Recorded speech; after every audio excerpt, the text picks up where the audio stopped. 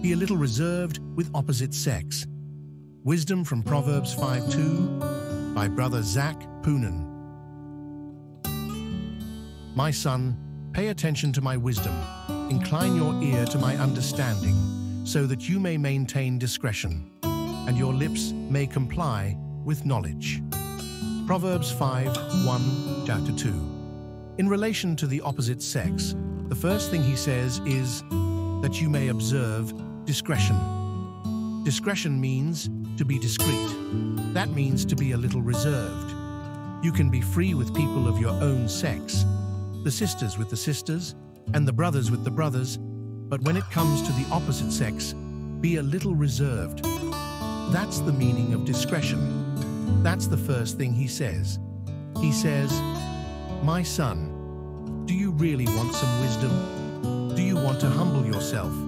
Do you want to bow down your ears? Then learn something. Be a little reserved in your relationship with the opposite sex. Then he says that your lips may reserve knowledge. That means don't use your tongue so freely to crack jokes and be so familiar with people of the opposite sex. It's just practical wisdom. Don't become so familiar. Be careful. He doesn't say to be a monk and never see people of the opposite sex. He just says to be a little careful. Keep a little aloof. And if you find someone is being too free with you, just be a little cold so that they learn to keep their distance, and you won't regret it in later years.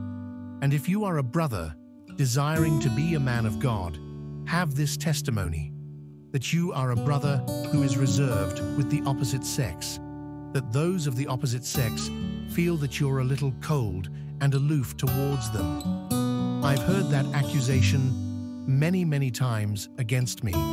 I hope to live in that accusation all my life, that I am a little aloof and a little cold. Be a man of God. Keep that distance. Don't be too familiar. Take the book of Proverbs seriously. If you are wholehearted, take it seriously. Be a little reserved and keep a little distance.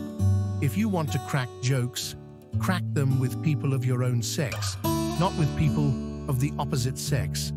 Be careful. Now that's not what the world says. The world says, oh, you're too narrow-minded. All right, you can choose the way of the world if you like, but just see what will happen after a few years. You'll come back in sorrow, wishing you had listened to the words of wisdom in the book of Proverbs. That's what he says later on.